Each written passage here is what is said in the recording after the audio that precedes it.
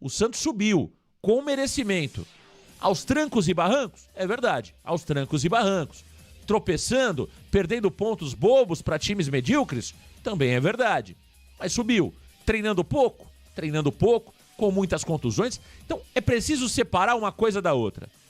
Estamos de volta. Alegria, alegria, estamos de volta. Agora, senhor presidente Marcelo Teixeira, que não gosta de ser cobrado. Marcelo, tem que abrir o olho para muita coisa.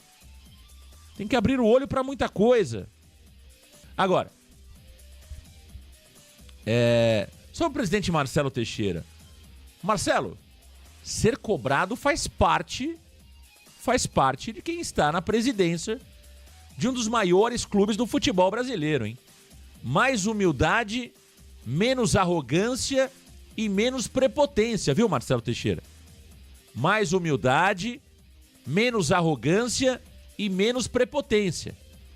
Acho que uma coisa que você não está percebendo é que a sua popularidade está no chão, Marcelo Teixeira.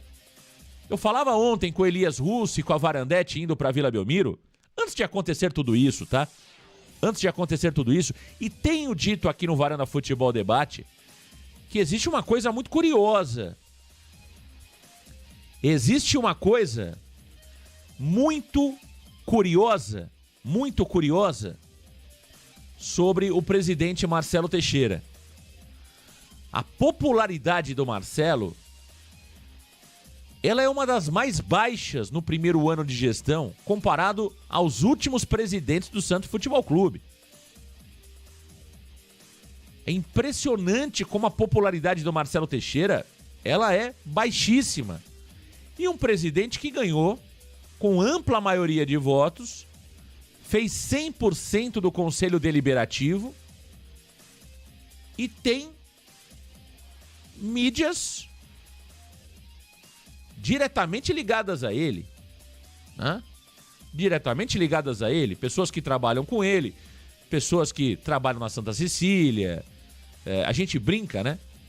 Que grande parte da imprensa de Santos ou trabalha com o Marcelo Teixeira, seja no Santos, seja na TV dele, enfim, ou quer trabalhar com ele. Essa é uma brincadeira, mas é uma brincadeira que faz muito sentido. Ou o cara trabalha para o Marcelo Teixeira lá em Santos, ou ele quer trabalhar para o Marcelo Teixeira. E mesmo assim, né, a rejeição do Marcelo Teixeira, ela bate recordes. É impressionante. E o Marcelo precisa, acima de tudo, colocar os pés no chão, né? Precisa entender que ele não é o dono da cidade, o dono de Santos. Ele pode ser um dos mais ricos da cidade de Santos. Acho que inclusive é. Agora, isso não significa dizer que ele é o dono do Santos, que ele é o dono da cidade de Santos. Não é, viu, Marcelo? Não temos mais imperador, hein? Você não é um imperador, hein, Marcelo Teixeira? Então, você comete erros absurdos no Santos Futebol Clube. Absurdos no Santos Futebol Clube. Pra mim tá evidente, né? Eu acho que da mesma forma que o Rueda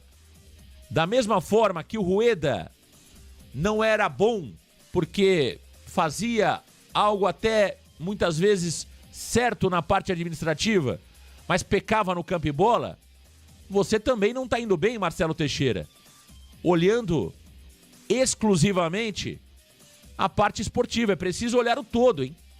Não se engane, Marcelo Teixeira, somente com campo e bola. Sabemos como o clube ficou lá em 2009, muitas heranças foram deixadas lá atrás, né? Então o torcedor do Santos hoje, ele é um torcedor muito mais atento. Existem redes sociais hoje que trazem o torcedor mais para dentro do clube. Questões políticas que ficavam concentradas em um grupo de 300 pessoas. Hoje, com a forma de cobertura que existe, principalmente nas redes sociais, o torcedor sabe literalmente o que acontece na vida política do clube. Marcelo, você não está mais em 2002. Evoluímos. Avançamos 22 anos para chegar em 2024.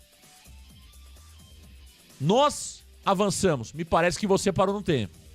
Me parece que você não parou no tempo. Então, acho que o primeiro ponto, Marcelo, é baixar um pouquinho a bola, ter mais humildade, menor arrogância, menor prepotência, porque isso está te fazendo mal. E está fazendo mal, inclusive, para a sua gestão. Eu não me lembro de um presidente do Santos ter tanta rejeição no primeiro ano como você está tendo. Não me lembro, não me recordo. Não me recordo.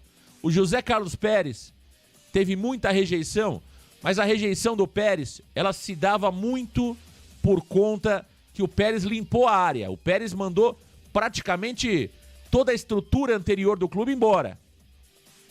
E mexer nesse vespeiro é muito complicado no Santos. É muito complicado no Santos. Veja o que você mesmo, Marcelo Teixeira, está sofrendo, que se aliou com muitos rivais políticos e estão tentando te derrubar. Veja o que você mesmo, Marcelo Teixeira, está sofrendo. Você se uniu com inimigos e esses caras estão tentando te derrubar. Imagina quando você fizer a limpa que precisa ser feita dentro do clube, o tamanho da rejeição que você vai enfrentar e o barulho que será criado contra você dentro do Santos Futebol Clube. Mesmo você mantendo toda a estrutura, quase 600 funcionários no clube, dormindo com os inimigos, mesmo assim, você tem sofrido politicamente no Santos. Quando você fizer a limpa necessária, que claramente você terá que fazer,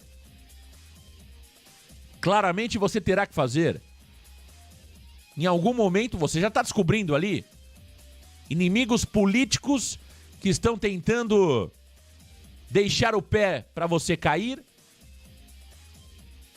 estão ao seu lado, estão dia a dia contigo.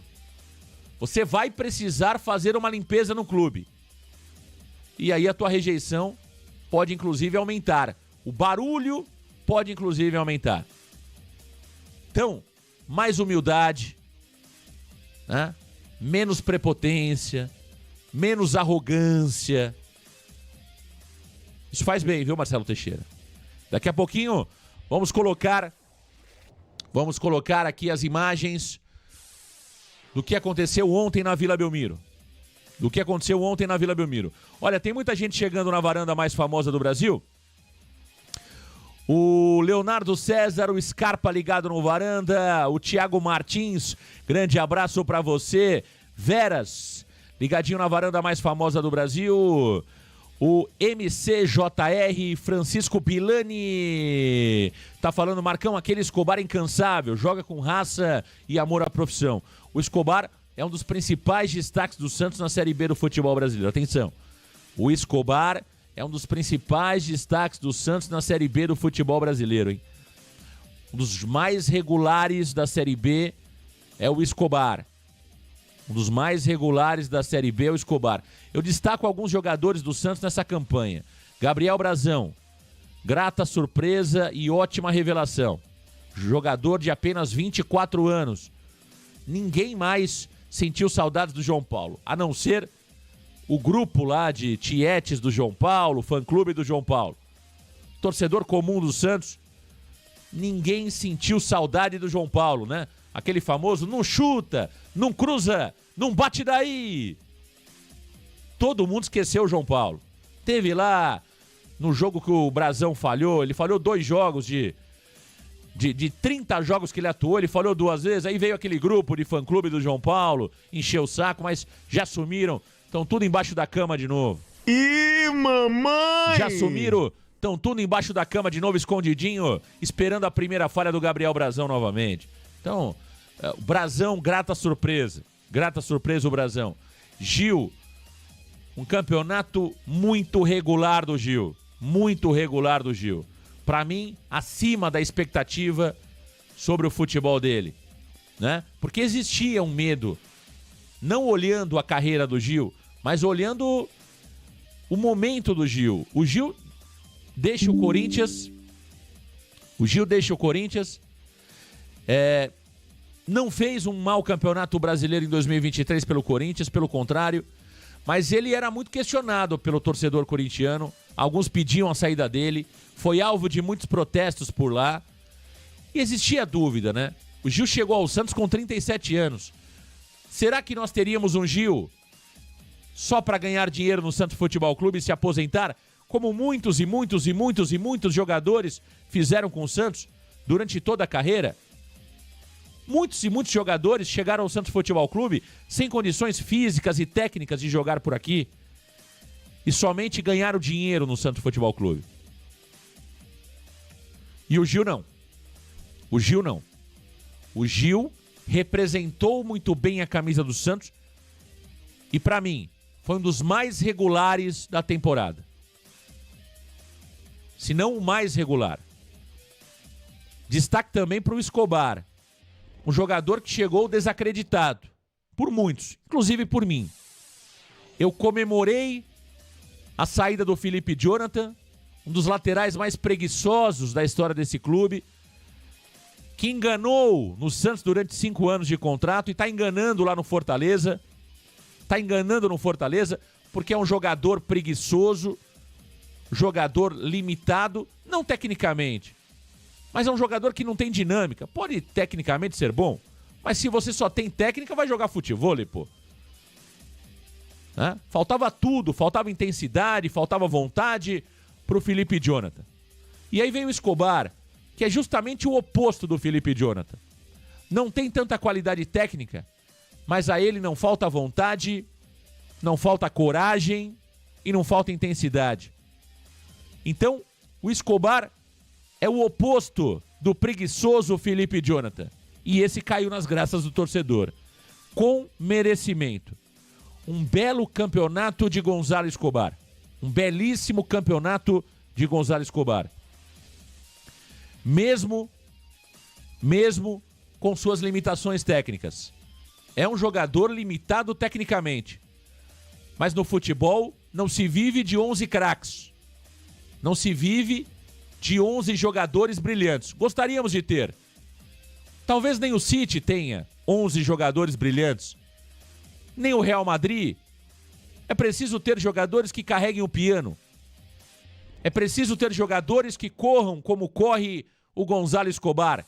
Que acreditem em cada bola como acredita o Gonzalo Escobar. Para mim, um dos destaques do Santos na temporada.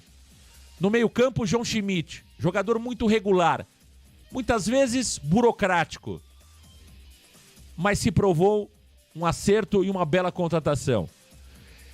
Diego Pituca.